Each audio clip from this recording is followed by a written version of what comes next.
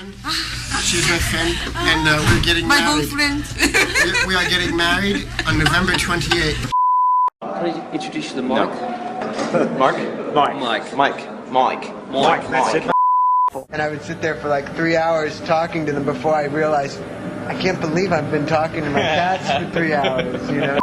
And do you believe in serial monogamy? Do you believe in... Serial monogamy? I've not had that flavour of cereal, no. Coming to you from Edinburgh, the birthplace of Harry Potter, Sir Shelf Connery, Penicillin, The Telephone, Robert Louis Stevenson, and the Bay City Rollers.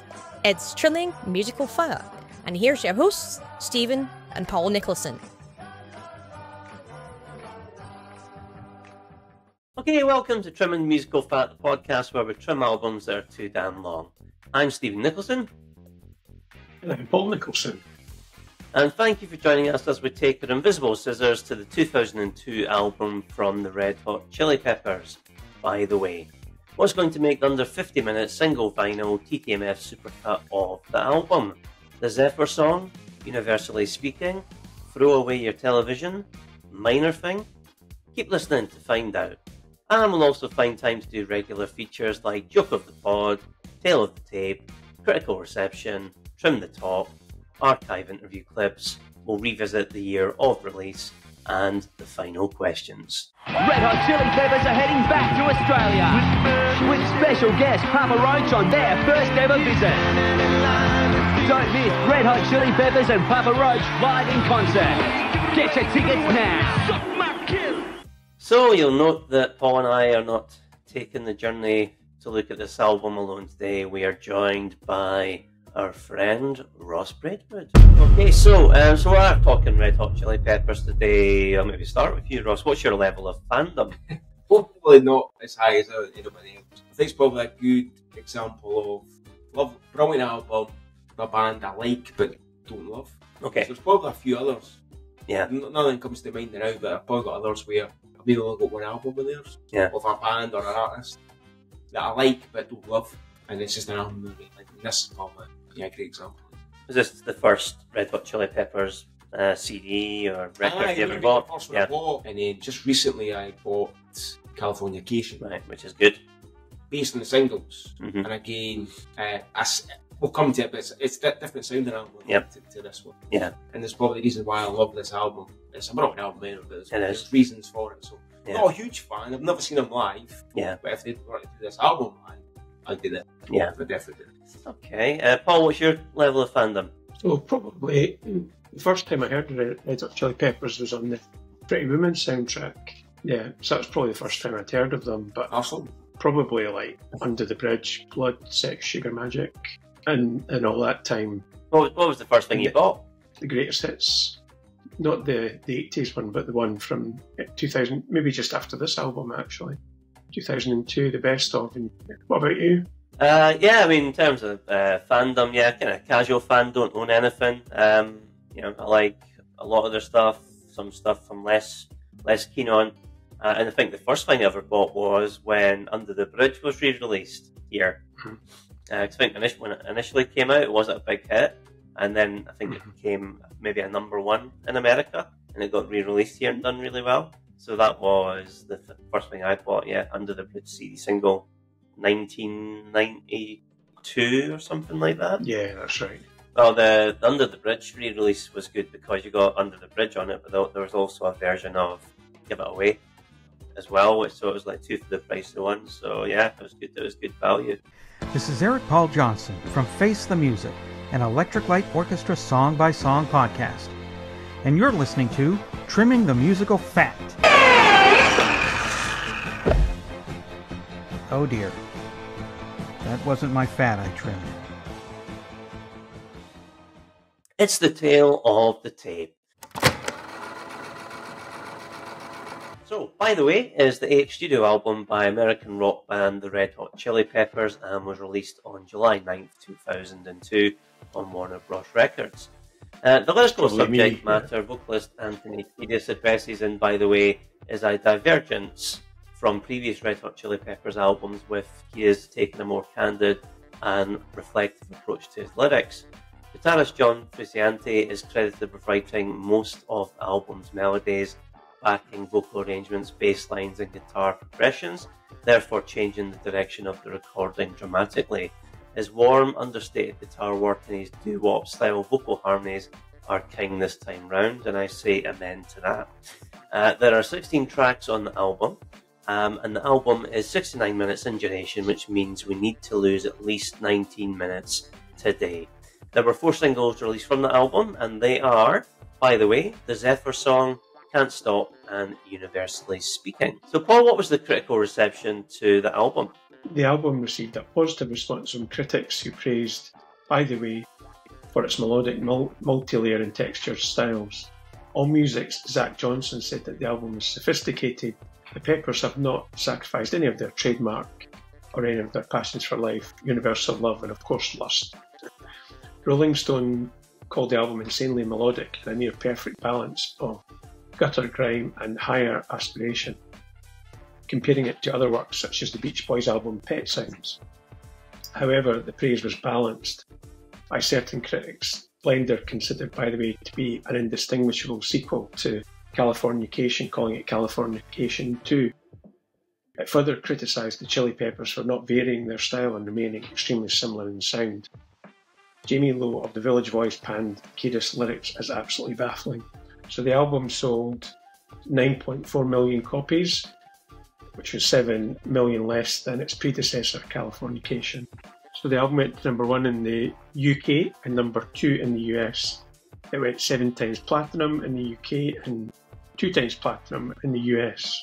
And in the UK it was their biggest selling album.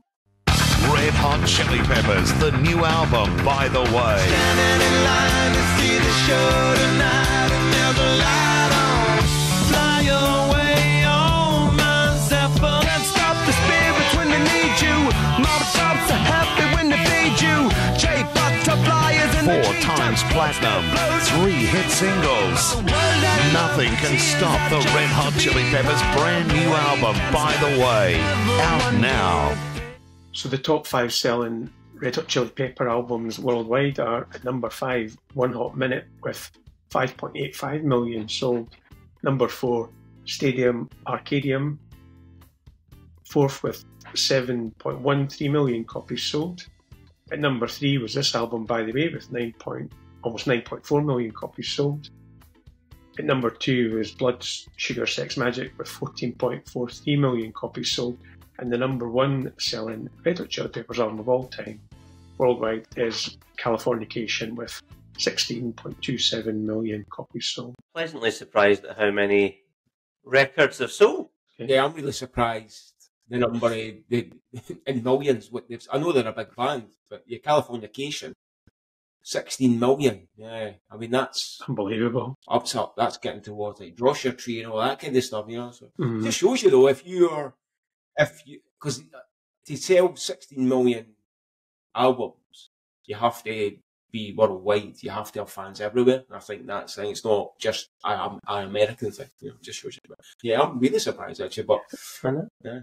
I think even Stadium Arcadium, which was a double album, you know, it's 7 million for a double album. Brilliant. But then I suppose the last 2 albums, you're always going to buy it if you're a fan. Yep. Because the last 2 albums have been big sellers. Very good, yeah. Big sellers, really good album. Yeah. Now, that new record, I have to say, it saves my summer. Is it okay if I say it's a wonderful pop record? You can say whatever you want. That's better than saying it's, a terrible piece of dirt shit. So no, that's a nice thing to say. No, I'm happy with the record that we made. We put a lot of hard work into it, and a lot of hard work into being human beings and keeping open hearts in this universe, in this world, in this planet, in the cities that we live in the chairs and the beds and the floors. And I'm glad that you like it. I feel grateful that we have an opportunity to continue to be a part of the evolution of music.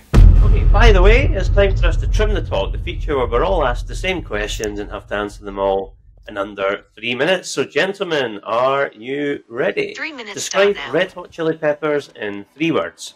Funky rock band. Melodic, visual, sexy. Funky tops off. Have you seen them live? No. Nope. Although they did play Murrayfield here in Edinburgh, and I don't know why I didn't go. Should have. Favourite Red Hot Chili Peppers album? Probably this one that we're doing today, By the Way. Yep, By the Way. By the Way for me as well. Your favourite Red Hot Chili Peppers song?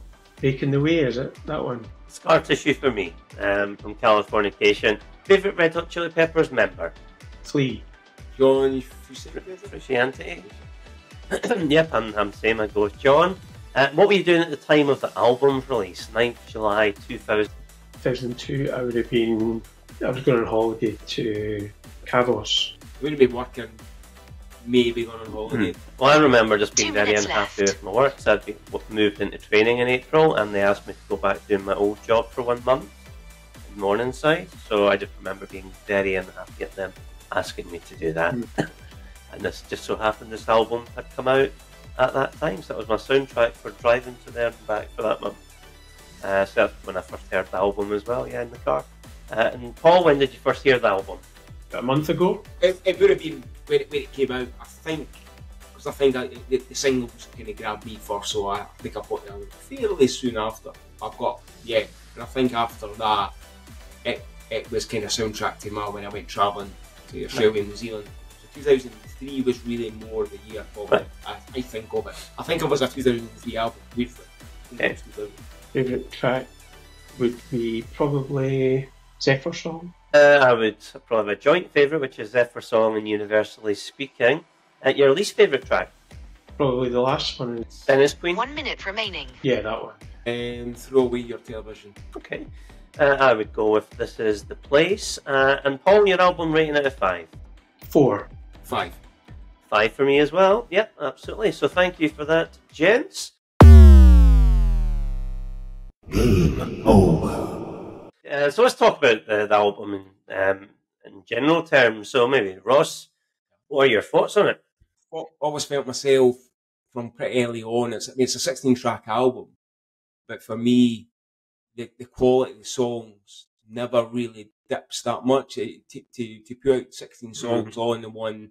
Now, there's loads of bands that have probably done that, B-sides, but they've done it on an album, and I think that's probably the thing that it's consistently, and it's quite a melodic album, and it's not really a classic Chili Pepper sound, where I'm not as mad on the funky bass stuff and the funky metal stuff.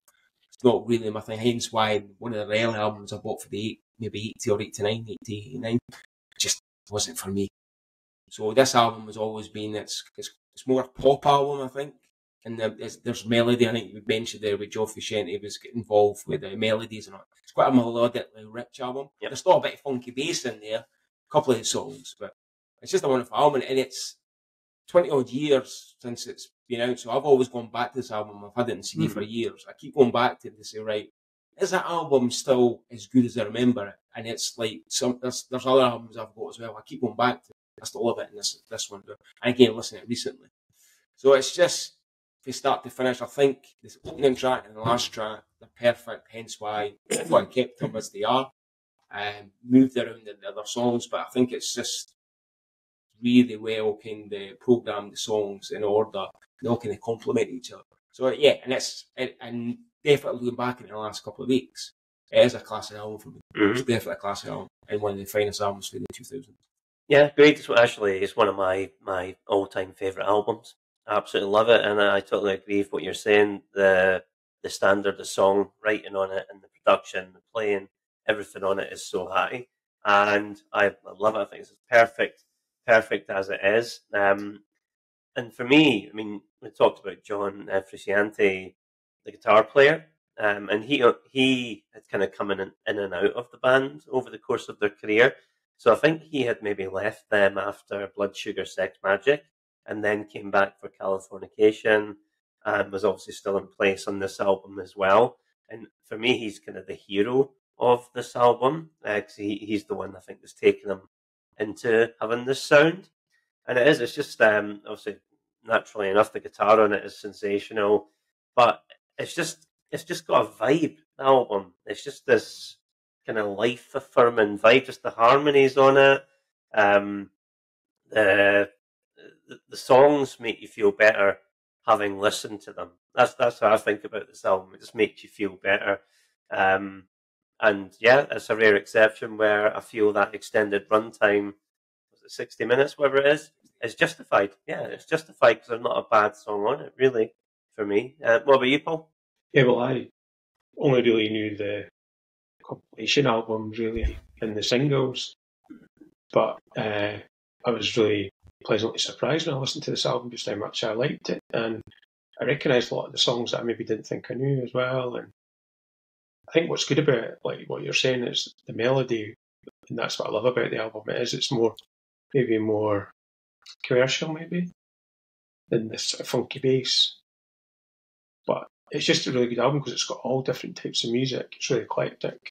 As we'll talk through the different songs on it, you see that there's different styles for everyone, and I think that's what the strength of the album is. But it's still got the Red Hot Chili Peppers sound, but it incorporates all these different styles. Hey, this is Marv from Pods Like Us, the show where we help you to find your next podcast addiction. And you're listening to Trimming the Musical Fat. So let's maybe talk about the artwork for the record, and funnily enough, guess what we have here? So this is obviously no good for anybody who's listening. If you're watching, we're holding up the vinyl of the album, which was the re-release one, which I think I bought. I'm sure I bought this in Belfast in 2016, randomly. So I think obviously I got it on CD back in 2002. But what do we think about the artwork for the album? Because I know I'm a fan of it. I think it's great. Just colourful, and I think it just suits the mood of the music. And do you know what I never ever really paid attention to until obviously preparing for this episode, is I didn't realise there was painted on nipples on the front cover. Yeah, there is. I never realised that until, I know probably, Paul, that was something you first spotted, yeah? No, not at all. I was just listening to the music. Yeah, what do you think of the album artwork, Paul? Yeah, it's good. I enjoy the 3D thing that Apple Music does as well. I don't know if I can show you it here. I don't know if you can see that. Yep. It's sort of interactive. It sort of moves. It's quite cool. Yep, moves. No, I don't. No, I think it's really cool. So the head sort of goes like, but no, I think it's quite cool. Cool album cover. Yeah, you, Ross? I think with any album, if you love it, you can associate the different color. I wouldn't say it's the best front. Probably Californication's probably got being a bucket. Iconic. Yeah. Paul thinks so in Blood Sticks, Sugar Magic yeah. as well. But it's fine, and it kind of sticks out. If you're in a record shop and you see it there, if you're at a distance, you know it's by the way. But mainly probably because I love the album that much that I can associate with it. So I wouldn't put it as a classic front cover, but it's fine. I love the black and white photo in the back. That's good. I like that. Yeah. That would be a cool poster to have. Yeah, really cool. And I've just noticed as well, it was produced by Rick Rubin. Yes. Which I didn't know. Rick Rubin, yeah. So, another thing where he's been involved in many a classic album. Hey everyone out there in the podcasting world, this is Widescreen Podcast. This is Sam Wiles. You are listening to another episode of the Trimming the Musical Fat podcast. So which songs are going to find their place onto the TTMF Supercut of By The Way, and which are going to be given away now as they hit the cutting room floor? It's time to create the TTMF Supercut of By The Way. For selection, we're including all 16 songs that featured on the original release of the album. Okay, so we're going to go through the songs that made it onto the Supercut and the ones that made it on. Two people had to have nominated it. Okay, so I think in total we have 12 songs that are making it. And the first one is the title track and the first single from the album, and it is By The Way, and here it is. Standing in line to see the show tonight, and there's a light on, heavy glow. By the way, I tried to say I'd be there, waiting for. So that was By the Way. Let me give you a couple of facts in relation to it. So yeah, first single from the album. It got to number 34 in the US, number 2 here in the UK, and also number 2 in Canada. And it is number 9 on Kerrang's Top 20 Red Hot Chili Peppers song list, which they compiled in 2021. So Ross, what do you think of By the Way? Was this the first single? Yes. First single. So again, going back to MTV, remember the video. So the video was like, is it a car chase? Yeah, is it not a taxi driver? Yeah. So I remember that. And I guess it's a great song to start off. Yep. It just kicks in. Well, I think initially the opening sort of lines of the song and then the bass comes. It's part, still like calling it Flea's bass, bass line, but sometimes too much of it can be a problem like, for me with Red Hot Chili Pepper songs. But yeah, just a quite a perfect way really to start. And maybe other than that, maybe universally speaking, maybe only 2 songs would be ideal to start the album. We just kick in with something, and it's a single as well. So I think that could have hooked you in. Quite surprised how it didn't actually chart that well. In the US, but US is a bit of a funny thing when it comes to single charts. So quite surprised, but yeah, amazing song. Yeah, great start to the album. I think it combines the gorgeous melodies and harmonies of the band with that kind of hard, funky edge during the verses. And actually, I think you're maybe talking about the same thing as me. Just love the instrumental break after the first chorus where it's wow, wow, wow. Yeah, which is great. Yeah, good start to the album. Paul? Yeah, really catchy song. And just like kind of what you're saying, it's a good mixture. It really, one of the things about the album is the melodies that are, and this just kind of sets it on the tone of what the album's going to be like. But it's also got a good bit of funk in there as well. But like Ross was saying, it's not too much where maybe in the early days, a bit like that band Primus, quite maybe a bit too kind of almost like that was the only thing they could do, whereas this, it combines them both. And it works really well, really catchy. Okay, so By the Way gets on. We move on to our second song, which is another unanimous choice, and it is Universally Speaking, and here's a clip of it.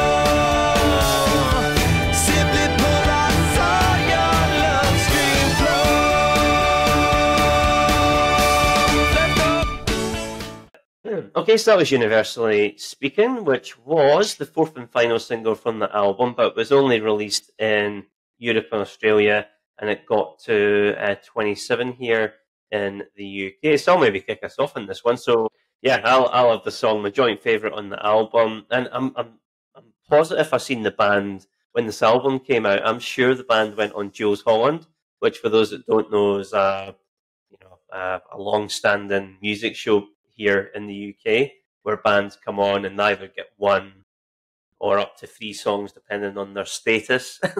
And I'm sure the Red Hot Chili Peppers were on it and they got 3 songs, and they played this and I hadn't heard it before, and I was like, that's brilliant. And it might have been what made me go and buy the album when it came out.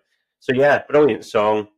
And again, great melodies, harmonies. I love the incessant drums on it, which kind of kicks in from the beginning and just keeps going.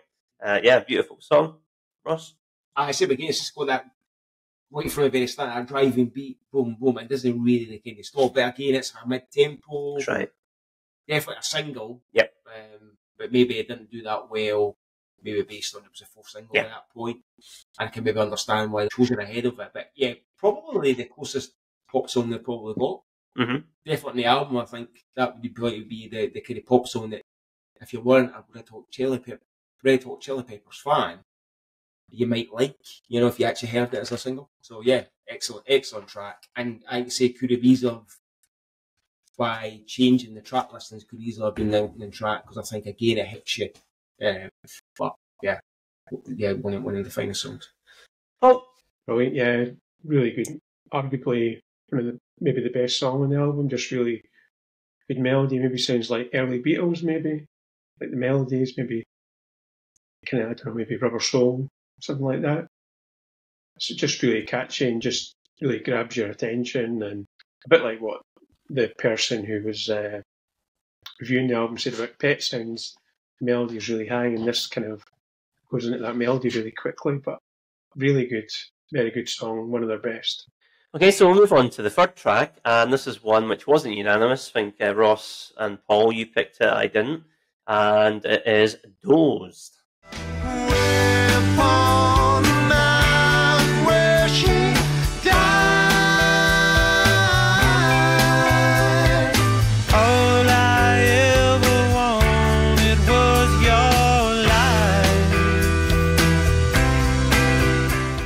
So, you guys picked it. Paul, what did you like about this one?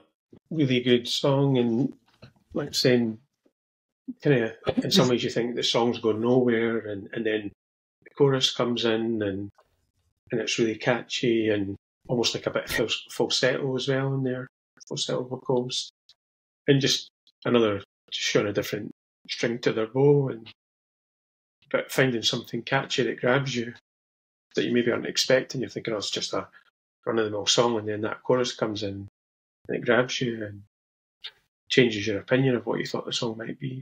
So really good song, yeah, catchy. Yeah, same again. I think just the choruses, I think a lot of the album, the tracks, the choruses are brilliant, and again, vocal harmonies between this main singer Anthony Kiedis and the backing vocalists, whether it be the drummer or Chad, which can't remember his second name, and John Frusciante. So I think, again, it's like, maybe that's going back to, so maybe this album is a bit more like a 60s, whether it be, I'm trying to think of the bands. Birds, yeah. Even your Crosby, Stills, Nash Young, that vocal harmony kind of stuff. Even the Monkees. California, so it's a film from California, so I suppose, and maybe that's why I love the album, that goes more back to, some of my favourite albums are 80s and 90s, but actually they're a nod back to the 60s. But they still sound from as if it's now. So great example of that. And I think again, I think it's a classic album. The 4 singles are superb, absolutely brilliant, but also the album tracks are equally as good. And I think this is another good example. This actually was released as a single in the US and Canada only, and the band only performed the song live for the first time in Edmonton, Canada in May 2017. So basically sat on it for 15 years, never played it live. And I'm guessing that's maybe because of the way the song's structured. It would be hard to do live because it features 4 guitars playing completely different riffs. So to try and do that live would be, pretty difficult unless you've got 4 guitarists. But yeah, I mean, I didn't pick it, but again, good song, sweet ballad. And it's Anthony Kiedis and John Frusciante harmonising on the chorus, which for me is the best part of the song. The colour chorus, isn't it? Yeah, in that California, that sound, yeah. Okay, so that gets on. It took 3 years for the band to release their 9th album, By the Way, the follow-up to 1999's Californication, which was their biggest album. 3 years might seem a long time for hungry fans keen for something new from their favourite band, but did it seem like a long time for the Chili Peppers themselves? Not really, because even though 3 years seems like a long time between records, the fact that Californication was such a long-distance runner, it didn't seem awkward or like that we were going through a wasted patch of time. We were on the road almost 2 straight years after that record came out, back and forth from home and the road. And when we did come home before we started writing, I think maybe we took only 2 or 3 months off, to go fool around and do our own thing before we were back in the rehearsal studio writing for this record. So it was a pretty seamless transition from, Face Californication to the beginning of this one. It wasn't downtime or not know what to do time. It was a good time. The top news stories of the year were the MTV reality show The Osbournes debuts. It follows the daily events of ageing heavy metalist Ozzy Osbourne and his family. Halle Berry won the Oscar for Monsters Ball, the film from the previous year. And on June the 4th, the Queen watches from the balcony at Buckingham Palace as 1 million people join a spectacular climax to the Golden Jubilee weekend. A 3-hour-long parade followed the previous night's pop concert at the Palace. the fourth song that gets on is the Zephyr Song. And here it is. Fly away on my Zephyr. I feel it more than ever. And in this perfect weather, we'll find a place together. In the water where I center my emotion, all the world can pass me by. Fly away on my Zephyr.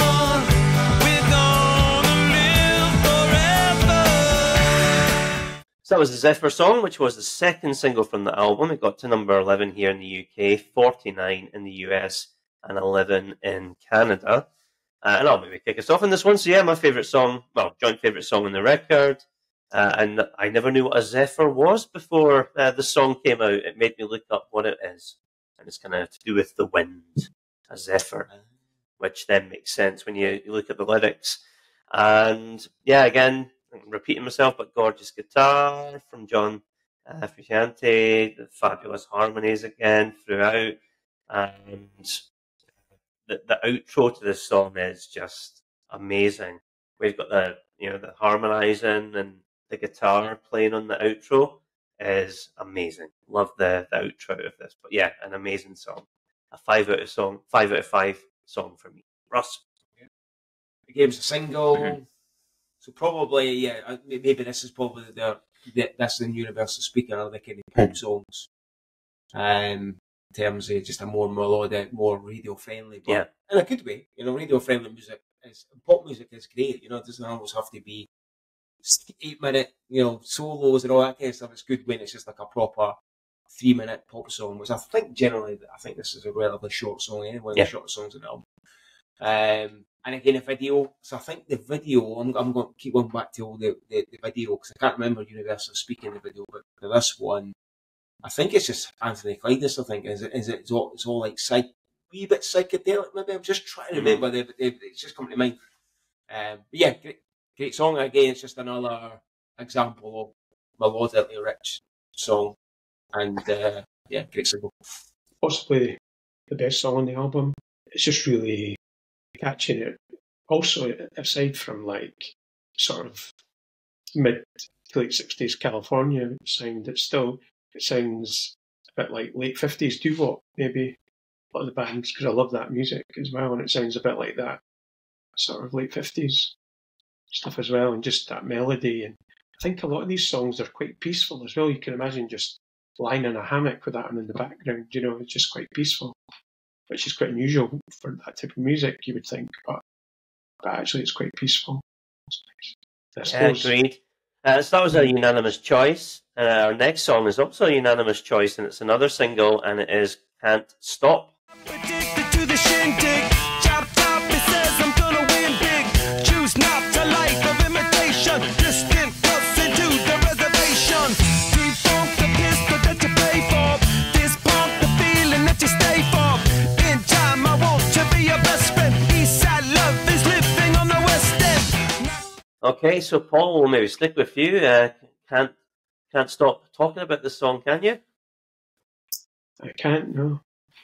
This one's probably more of the traditional Red Hot Chili Peppers funky sound, which is good to have that balance in the album. They can still do this as well. It's really quite groovy and funky, and keeping their original fan base happy by doing a song like this as well. So no, really good song. You're right, so it's probably more back to what they're like, and he's kind of rapping it almost, isn't he? Talking it, he's kind of talking it more rather than he's singing it. So again, it maybe sticks out a little bit to the other songs in the album. So probably this is the one that would be closer to their classic style, isn't it? Well, it's a great song. So it just shows you again, the chorus, melody, guitar work, everything. The lyrics as well. I mean, his lyrics are pretty good throughout the whole album. So, yeah. So it was the third single from the album, got to number 22 in the UK, 57 in the US, and 31 in Canada. And you were talking about the video for it. It's directed by famed music and movie director Mark Romanek, who is director of one of my favourite films, the Robin Williams movie 1 Hour Photo, which is a brilliant film. Yeah, actually, see if you look up Mark Romanek and see the videos he's directed. Brilliant. He's based on some amazing stuff. But yeah, it's a more funky song, kind of old school Chili Peppers sound to it.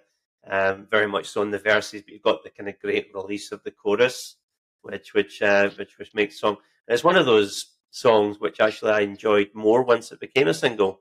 So it was on the radio, still is, it's on the radio a lot. So yeah, really good upbeat tune. So now going to do the top 10 selling albums worldwide in that year. At number 10 was this album, By the Way, by Red Hot Chili Peppers. At number 9 was the 8 Mile Soundtrack by Eminem. Number 8 was Misunderstood by Pink. At number 7 was Laundry Service by Shakira.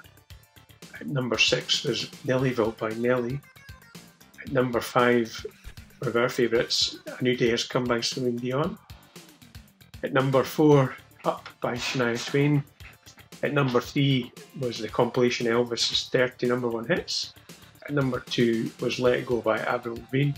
At number 1 album worldwide for best selling album worldwide for 2002 was Eminem's The Eminem Show. So I preferred Shania Twain's follow-up, which was inspired by our visit to Scotland, which was called Get It Up You. Hello listeners, this is David from In the Lap of the Pods Queen podcast, and you are listening to another episode of Trimming the Musical Fat.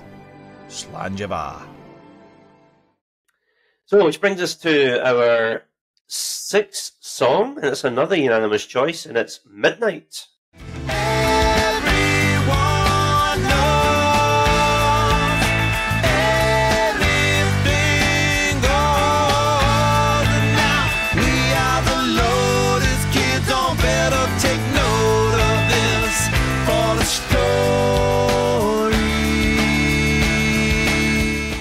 So, Paul, Midnight, what do you think? No, I think it's quite a good song, quite chilled. Some of it reminds me of Under the Bridge, near the end of Under the Bridge song. Sort of acoustic guitars and stuff. So this is my favourite song. Well, my favourite song of theirs and also on the album. So what I love about this song is, you just played it just 2 minutes ago there, the strings. So it's probably, I don't know if there's any other string arrangements, but there's none obvious that I can think of on the album where there's maybe some strings involved in it. So great start, thinking, well, this sounds different to everything else.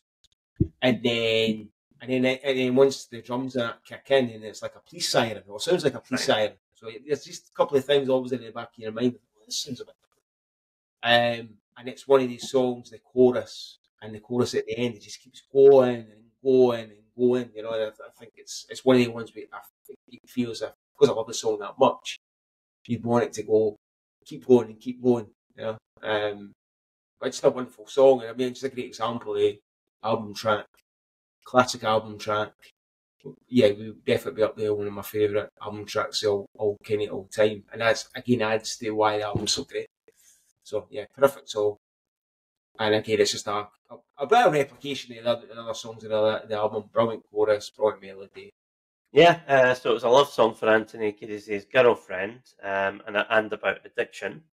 And yeah, I agree with you at the start. It's, for me, this almost like the signals right here begins, if you like, the second half of the album, which I think has got a certain mood to it. But yeah, I love the strings there, and then into that typical kind of Red Hot Chili Peppers groove after that there. But it's got another killer chorus. Probably should have been a single for me. I think it's definitely commercial. And I love, you talk about the strings, Ross, I love the strings coming back in for the final minute of the song, right. As it just builds and builds. Yeah, brilliant. Great tune. That's Midnight, another unanimous choice. That's our 6th song. And I think what we'll maybe do, as we're halfway through our Supercut, let's do Joke of the Pod. And for our final rule tonight, it's time for another edition of one of our favorite departments here on Real Time, explaining jokes to idiots. What's Obi-Wan Kenobi's favourite Red Hot Chili Pepper song? Oh no. Higher Ground. I have the higher ground, Anakin. The bass player from the Red Hot Chili Peppers opened a second-hand store. It's called the Flea Market. And that's the best I could come up with. How do you measure the weight of Red Hot Chili Peppers? Give it away, give it away, give it away now. And I think, ladies and gentlemen, and all gender types, we'll call that quits there. So, back to building the Supercut in track 7, which was not unanimous, only Paul and I picked this one, and it is Cabron.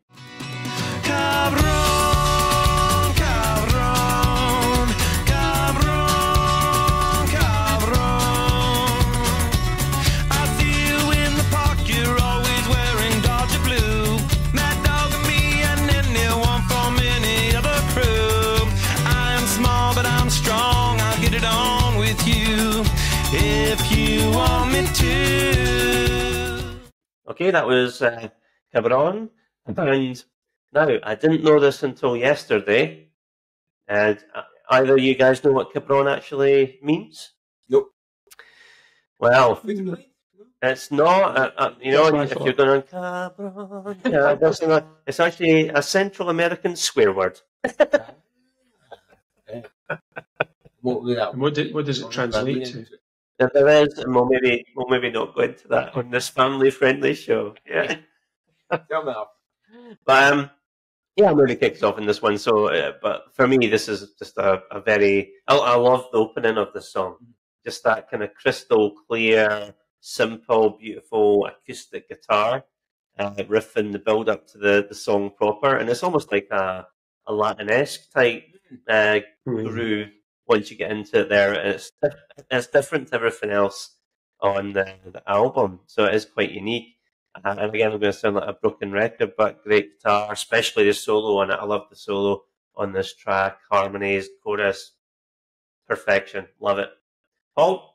Yeah, really good song. Stands out from the rest of the tracks on the album, and it's just another example of like you could be lying on a hammock with this in the background, and just makes me think of like being in the Caribbean or something, and maybe it sounds a bit like maybe something George Michael would do or something, some acoustic thing. I was looking for songs that I liked but maybe didn't love. It's always what it probably feels a bit more throwaway. Maybe it's not quite maybe got the depth, but it's actually melodically it's it's got an acoustic guitar, which I've kind of noticed in my notes going through the album. Actually, the acoustic guitar does feature quite a lot in a lot of the songs, whether it be just in the mix with Midnight, and obviously this one it's more. You're right, it's more like this. I always felt it's a bit more sort of folk style, you know. Yeah. But you're right with the Latin thing, you know. So a bit more stripped down acoustic guitar. So it's a fine song. It's a fine song, but I had to trim some, and this unfortunately it was probably this. And kicking Throwaway a Television with the two songs. It gave me mine initially to say I could drop the two. Good songs, but I could drop them. But I knew I had to drop a few others, which we'll get to. Okay, that was Cabron, track 7. Track 8 is another, which I think it was just me and Paul picked, and it is Tear. All in all, and I'm loving every rise and fall. The song will make. Take breath to be sure of this. In the end, and then all will be forgiven when surrender rises high. And I gave what I came to give. Say it now because you never know. So yeah, Tear it is. Tear, yeah. I always keep calling it. Yeah, Tear. So what do you think, Paul? You picked it? Yeah, it sounds very late 60s almost, or early 70s David Bowie. I think that's why I liked it. Yeah, one of the highlights in the album for me. I certainly wouldn't tear it from my... Yeah, 12 song on the record. I like the simple kind of keyboard start. And again, harmonies and the chorus. Yeah, I do recall some. For me, it was more like the Eagles or the Beach Boys, the harmonies in the chorus, and you have that really, really good instrumental solo, followed by the kind of Beatlesque kind of horns after that. Cool so trumpet. yeah, great tune for me. Great tune. The trumpet, yeah. Great tune. Ross didn't pick it, but still a fan. Aye, so the only reason really when I was looking at Spoil's length, Right. It's 5 minutes 17. Aye, so when I was looking That's at right. songs to drop, there was a few in my mind, and this was one of them. It was 5:17. Yeah, and probably looking at the album itself, the songs I kind of look to kind of drop a ball in the second half, which is interesting. Not to say they're not pure songs. They're not pure songs. It's just songs that you just like more than others. Yeah. Okay, next one is another just me and Paul picked. So doing well here, Ross, aren't you? And this is on Mercury, and here it is.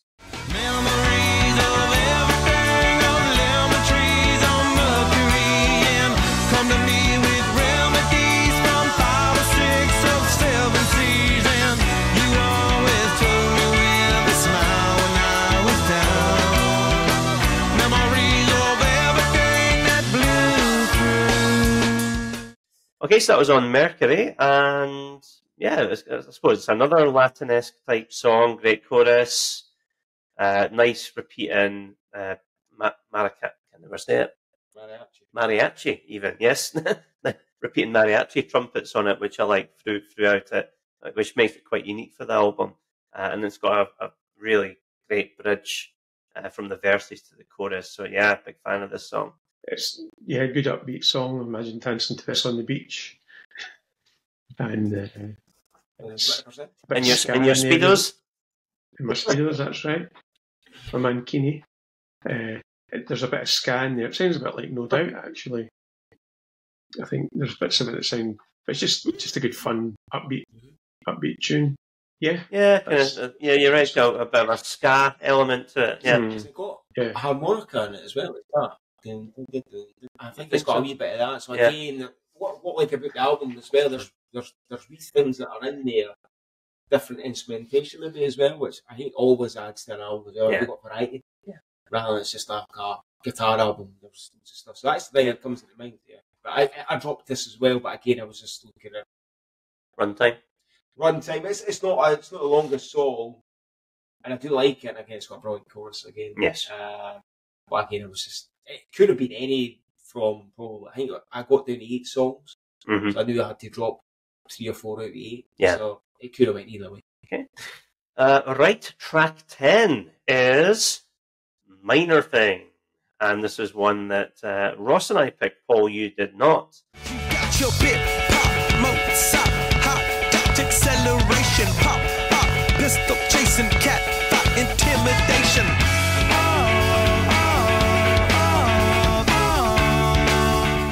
There we are. So that is Minor Thing. Ross, you and I picked it. What made this go on your cut? Again, could easily have been a single as well. Yeah. So you talk about Midnight being one. Yep, can agree. But yeah, definitely this one. If there were, I think again, just another great example. There's probably others that could easily have been singles and radio friendly. There's no intro; it's straight in there. Yep. Not really sure what the lyrics are all about, but yeah, just a brilliant song. And I guess towards the end as well, and I think maybe some of the other songs are quite mellow. Just kicks back in again towards the end, so good sequencing in the album. So yeah, it's always been a bit. Yeah. I think it's nice to have a more up-tempo song at this point in the album. And it is, as you say, a bit more, the verses especially, a bit more like an old school Chili Pepper song, the funk stuff. Was it You've Got That Bit Part, Mozart, Hot Dart. I'll do the rest of the song if you want. Yeah, obviously I'm doing it better than they did it. But yeah, good song. And yeah, good placement on the record as well. When we need something a bit more juice. Paul, you didn't pick it? Just not a fan, or just one of your lesser favourite songs on the record? One of the minor songs that I didn't like as much. It's not a bad song. It feels a bit like filler for me. Well, let's move on to our penultimate track, and it is a unanimous choice again, so we all picked it, and it is Warm Take. Carry me down into the waters of, carry me down into the water of love.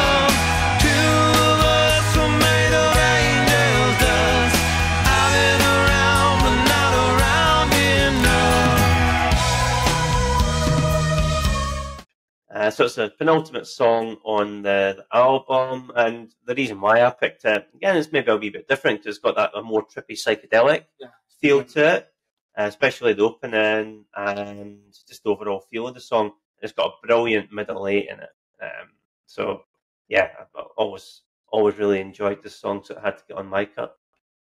Yeah, because I think I noticed that, like, taking notes of the song, so I think it starts off, there's a theremin, or it sounds like a theremin in it. Yeah. Again, just adds some different to, and there's a mood to it as well. So some kind of moods to them. Yep. And I kind of like this. Probably the chords that they play quite like that. But yeah, it's an excellent song. But I think it's the opening part of that I like much. It's just like, say, that theremin sound. Yeah. It's probably guitar, but it sounds like a theremin. Yeah. That really love. So yeah. Okay. So for me, what it reminds me of at the start's Gary Newman. It's the sound in it.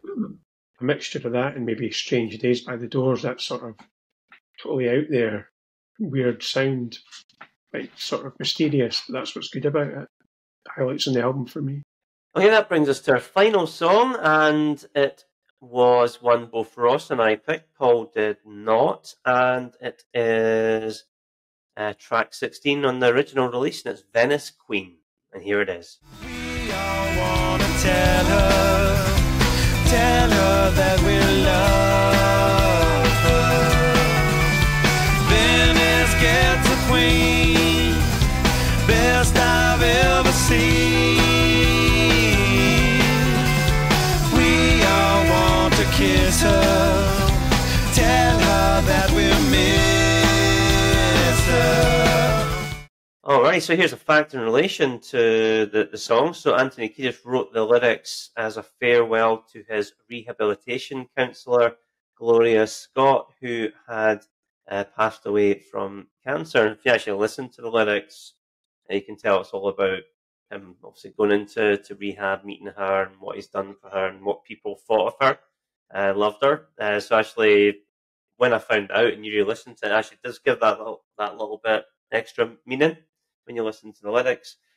So yeah, I'll maybe start with you, Ross. You picked it. I did. Last track, longest song in the album. I think it's just over 6 minutes, and it's this one. Yes. Where at the end you think it stops, and then it kicks up again with the sort of, let's say, Latino acoustic guitar in the band. Just give it a wee one. And I think I'm always a fan of the last song in the album being a wee bit more an epic. Or a bit more a kind of piece of music. So again, perfect. So again, in the track listing, moving songs around, this one was always fixed. Yeah. But like, by the way, being the first track, this being the last one. And again, just an excellent album. Again, just replaying all what's good about the album as a whole, just the same things. Melody, great guitar, great guitar work. So yeah, terrific song, and perfect to finish it off. Yeah, I think I'm with you. My favourite part. I think the lyrics are great, but yeah, how it does stop and then restarts that more kind of driving acoustic bit to the end. So yeah, really good tune. Paul, you never picked it? I didn't realise all the meaning behind the song, but I read Anthony Kiedis' really good actually autobiography years ago, and it's called Scar, I think, and it's like tells you all about his life. So it's really interesting and well worth a read. And but this song, it's a decent song. It's just, for me, it's just too long, really. Yeah, it doesn't really go anywhere for me, but it's not that it's a bad song. It's just when you've got so many songs in so little time to put them all in, you have to be ruthless. Like trimming the musical fat, why not check out our other podcast, Trimming the Movie Fat? Now going to do the top 10 grossing movies of that year. So at number 10 was Minority Report. At number 9 was My Big Fat Greek Wedding. At number 8 was Ice Age. At number 7 was Signs. At 6 was Die Another Day. At number 5 was Men in Black 2. Number 4 was Star Wars Episode 2, Attack of the Clones. At number 3 was Spider-Man. At number 2 was Harry Potter and the Chamber of Secrets. And the number 1 grossing movie for 2002 worldwide was Lord of the Rings, The Two Towers. Okay, so we've got our 12 tracks for the Supercut, and we'll reveal the Supercut just in a second. But before we do, let's maybe talk about or see if you want to talk about any of the songs that missed out on the cut. So 4 songs did not make it. One of them was "This Is the Place," which Ross, you picked. Sad that misses out. So I think "This Is the Place" and "Don't Forget Me" we probably 2 songs. Yeah, I understand, because I think there's so many good tunes. So I've not really got any gripes with that one yet. I mean, "This Is a Place" is a good song. It's a good song, but it's what it is. It is what it is. Yeah, I think it's you could have easily any given day picked different songs. I think I definitely could have. Yeah. If I went back and I might have tweaked it a bit. So I don't understand. I think the one for me, which I'm most gutted about not getting on the Supercut, is "I Could Die For You." I think that's brilliant. Love that song. Any particular song you're a bit dismayed about not getting on, Paul? Not really, no. There isn't really any. I think all the best ones got chosen. Okay, so let's reveal the 12 tracks that have made the TTMF Supercut of By the Way. So we have the title track, we have Universally Speaking, Doze, Zephyr Song, Can't Stop, Midnight, Cabron, Tear, I should say, on Mercury, Minor Thing, Warm Tape, and Venice Queen. Okay, so we have our 12 songs coming in at 52 minutes, so we're just a bit over, but I'm going to let that slide, right? It's okay, 52 minutes, the vinyl can take it. Just have a wee dip in audio quality, so we can still get it onto a single vinyl. We're fine. So Paul, what would you rate Supercut out of 5? 4.5. Just went up from a 4 to 4.5. Okay. Very good. Ross? 5. 5 for me as well. Do you prefer the Supercut or the original? I always still say the original, because Same I think a lot of the time you guys are doing this, you probably could trim, and it's probably obvious. I think this one's was hard, even though I was myself put it forward. Yeah. It'll be quite easy. It's actually been quite difficult. It has. Yeah. Yeah, 5 out of 5. I prefer the original. So maybe a bit more variety. But some of the songs that were taken off were maybe more of the funky type ones, which maybe give the album that just a bit of variety. Maybe. Paul, you prefer the Supercut, obviously? Yeah, I suppose that's the whole reason why we do this podcast, is to maybe cut out the wheat from the chaff. So that's a good example of that. So yeah, I would say this is a better version. Well, if you want to listen to the TTMF Supercut of By the Way on Spotify, join our Facebook group where we'll share the link to the playlist. This is Caroline. And this is Marisa. We're the Eves, and you're listening to Trimming the Musical Fat. It's the final questions.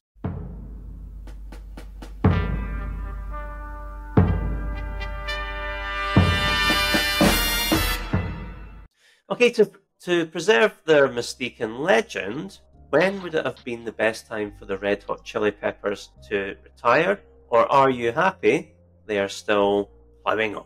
I'm probably happy enough that they are still ploughing on. Not really heard much of their stuff since this album. Again, not a huge fan, so I've never bought any of their albums since then.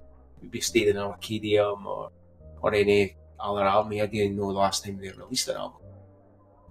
But I think I think if they're a live band, they're a vital live band, then I think, yeah, good to keep going. Yeah, kind of similar. I mean, I really haven't heard any of their albums since then, or really any of the singles. So I would maybe say they continue touring, but if they'd maybe not made any new albums, that would have been a good time. But they could still go on tour, but not necessarily release the albums. A bit like Billy Joel used to be. Yeah, I think the last albums actually released 2 albums in 2022. Yep. So obviously made a big impression on you guys. So yeah, I mean, I'm quite happy that they're going as well. They're not a band I'm really precious about. I think, oh well, if they'd quit at this point, that would have sealed the deal. I mean, if I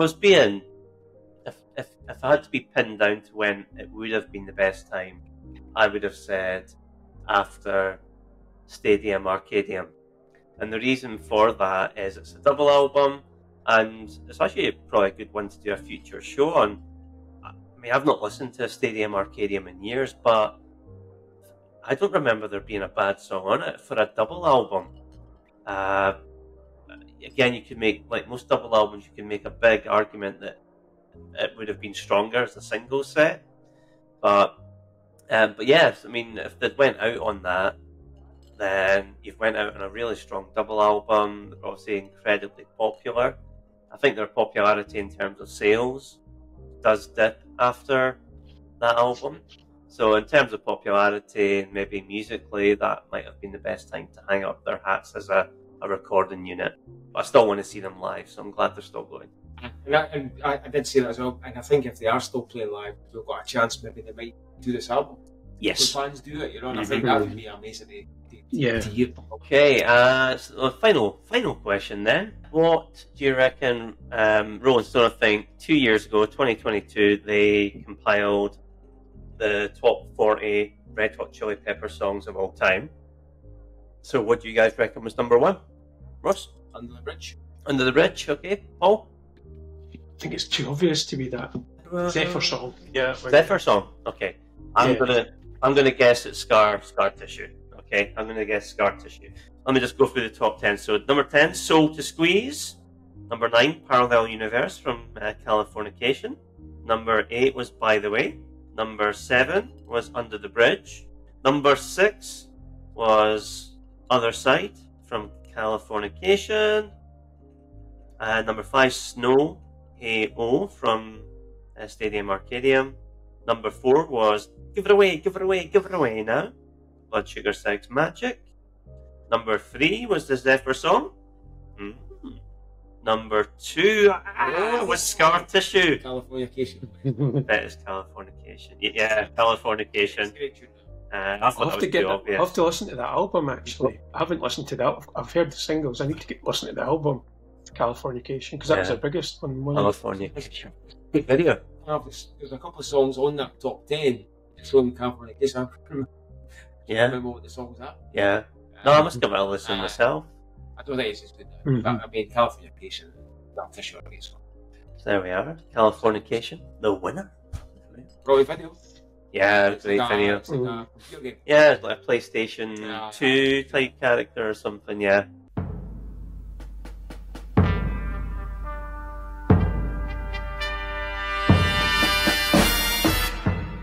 Okay, it's time to, well, by the way, it's time to finish up. So, Ross, thank you for joining us today.